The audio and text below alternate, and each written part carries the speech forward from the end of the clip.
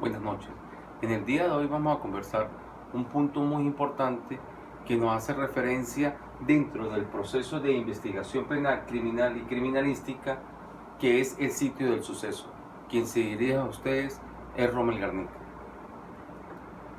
Cuando nosotros conversamos sobre el sitio del suceso, tenemos que tener en cuenta de que dentro de los conocimientos básicos que podemos tener nosotros sobre el área penal, tenemos que incorporarnos de que el sitio del suceso es el lugar donde se encuentra o ha ocurrido algún delito. Tenemos la opinión del doctor Alan Alburola, que nos expresa que es el lugar donde se cometió el delito. Es el sitio donde se desarrolla la actividad delictuosa de un sujeto mediante la perpetración o consumación de un hecho punible. En tal sentido, se manifiestan tres tipos de ambientes donde se cometen los delitos y uno especial. Tenemos un sitio abierto, es donde tiene más contacto con el medio ambiente, son los lugares que se están más expuestos al medio ambiente, acceso directo a los factores climáticos, como son las vías públicas.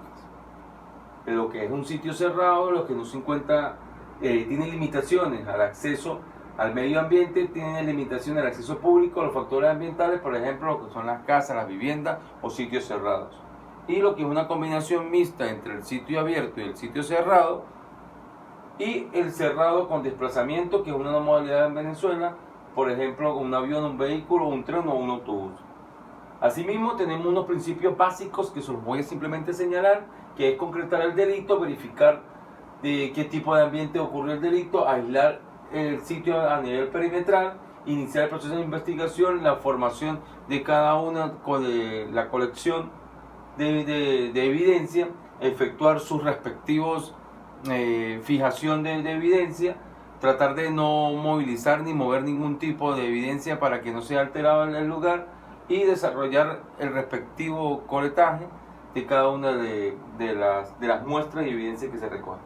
Asimismo, tenemos lo que principalmente es la protección del lugar. Todo funcionario con competencia en el área de investigaciones penales que llega al lugar debe de resguardar el sitio para evitar de que aquellas personas curiosas o aquellas personas que realmente quieren, por impresión, quieren colaborar en un accidente o quieren asomarse a un accidente, vayan a alterar el sitio del suceso, y evita de que se tarde el proceso de encontrar la verdad por el proceso de alteración de la evidencia. Aquí tenemos una pequeña señalamos lo que es un ambiente donde la gente se acerca y en muchos de los casos contaminan el sitio. Así tenemos 5 pasos fundamentales dentro de la protección del sitio. La protección del lugar es importantísimo a través de la cinta, como anteriormente lo dije, para evitar de que exista una contaminación. Los funcionarios y agentes incompetencias son los aquellos que deben de realizar este tipo de protección del lugar. Llegar con rapidez al sitio, desalojar a todas las personas ajenas o curiosas de esta y marcar perimetralmente el lugar donde ocurrió el delito.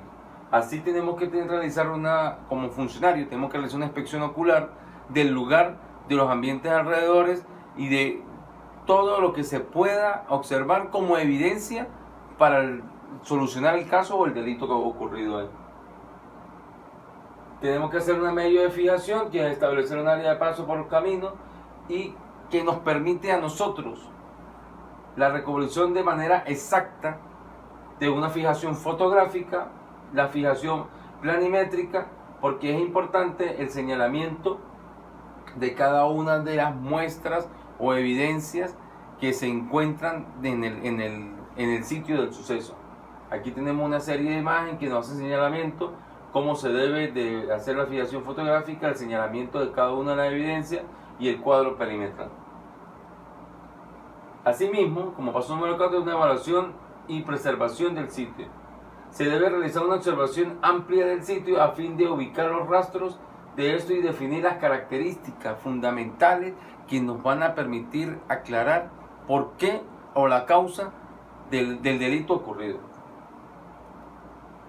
Aquí tenemos una pequeña imagen donde nos hacen un proceso de la manera como debe de actuar el funcionario y cómo debe de utilizar, y para no poder alterar ni contaminar la escena del crimen. Siempre dentro de dentro del abordaje que se le pueda dar a un sitio o un lugar, siempre tiene que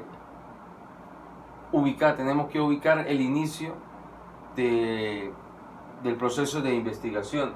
También puede ser a través de un casquillo de bala, a través de una huella, un tipo de armamento, una parte física, material, o algún tipo de objeto que nos permita dar inicio al proceso de investigación. Asimismo, aquí tenemos la indumentaria necesaria, como qué elementos se deben de utilizar para poder agarrar las muestras y dónde se deben ubicar para su respectivo embalaje y envío para el laboratorio. Asimismo, tenemos que tomar las medidas preliminares para dejar la constancia del estado original en que se encontraba el sitio, porque hablamos de la fijación, de evidencia que se pueda disponer del lugar clausurado, cuando la intención con prosperidad podría surgir en otras ciudades. Eso nos da a entender a nosotros de que en el caso que nosotros querramos reconstruir los hechos y volver al sitio, hay lugares que se puedan resguardar y clausurar para nosotros como funcionarios en competencia, ir a hacer la visita y recabar información que en su momento se pudo haber escapado de los exámenes que se realizaron en ese momento. La sala penal del Tribunal Supremo de Justicia nos hace un señalamiento en la parte de criminalística, un tratamiento fundamental que se debe hacer, determinar la naturaleza del hecho, quiénes son las víctimas. Es como una especie de bosquejo de información relativo para que nosotros tener una orientación fundamental cómo llevar el proceso de investigación. Cuándo ocurrió el hecho, dónde se cometió el hecho, cómo se consumió el hecho, cuál fue el medio de la comisión, el por qué se realiza y por qué se comete el móvil. Asimismo, tenemos una clasificación de los métodos de abordaje. El método en abanico, el método en zigzag, un método mixto, un método en cuadrante, un barrido de terreno o un método de radiación. En tal sentido, también tenemos los errores más comunes por falta de experiencia, por falta de conocimiento, que los funcionarios cometen, mismos funcionarios en competencia para poder hacer el levantamiento del delito en el sitio del suceso, hacen malos abordajes, muchas personas no toman las muestras como deben ser y lo que hacen es alterar la escena del crimen. Colectar. En este sentido, se maneja como una maniobra de levantamiento de la evidencia de forma individual, manipulándola estrictamente lo necesario para no alterar ni contaminar los diversos inicios y conservar las huellas que contienen. Por eso es que se requiere una indumentaria adecuada, funcionarios con competencia para poder realizar este tipo de evaluaciones, exámenes e inspecciones, y que no existan cantidad de funcionarios innecesarios en el lugar de la escena del crimen. Asimismo, nuestro manual único de cadena custodia nos presenta la protección y aislamiento del lugar, la observación del lugar, el abordaje del sitio, fijación del lugar de la evidencia, colección y evidencia, embalaje, empaquetado, rotulado y etiquetado, traslado y envío del suministro de inicio. Para mayor información tenemos el manual de cadena de custodia, donde nos puede ampliar un poco más lo que es este tipo de elementos o pasos a seguir para poder abordar una escena del crimen o un sitio del suceso. Asimismo, tenemos que en la protección fijado tenemos que tener una manera práctica y caracterizada para poder colectar cada una de las evidencias encontradas en el sitio del suceso. Como aquí fácilmente lo especificamos, los cuerpos más grandes se inician y se culminan con las huellas encontradas en el lugar del sitio, así como los empedices pilosos, que son las muestras de piel, cabello, se encuentran en el lugar, que nos sirva con el proceso de investigación traer cualquier tipo de información de quiénes fueron los causantes del delito. En tal sentido, algunas de las evidencias biológicas de forma que se pueden recolectar a través de los análisis bioquímicos como método de orientación para la investigación del material. Las muestras hemáticas que se deben de hacer para ver qué tipo de sangre, el perfil genético de ADN, el factor de RH y si es la sangre es de especie humana o de otro tipo de especie. Asimismo, el cadáver. Es necesario que para poder realizar el levantamiento del cadáver, cuando nos encontramos en la presencia de un delito de homicidio, se tiene que practicar en primer lugar la inspección del sitio. No podemos ir directamente a manipular el cadáver sin haber hecho la respectiva evaluación o examen del sitio, y para poder nosotros manipular el cadáver es necesario que el examen se le haga al cadáver en el lugar.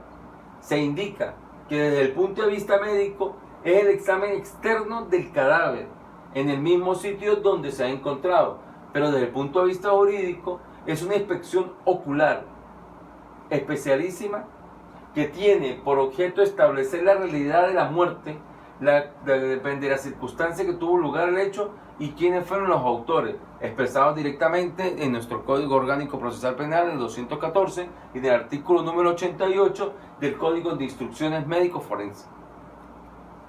Asimismo, tenemos del levantamiento del cadáver un examen del lugar, la observación, el estado de cada uno de los elementos fundamentales, los objetos muebles del inmueble, las huellas, las manchas, inspecciones externas, identificación del cadáver, examen externo, las datas aproximadas, las causas de la muerte, hora, fecha, lugar, signo, relación del medio y el examen de la investidura necesaria para poder recabar información y evidencia para aclarecer el caso. Muchísimas gracias por su atención.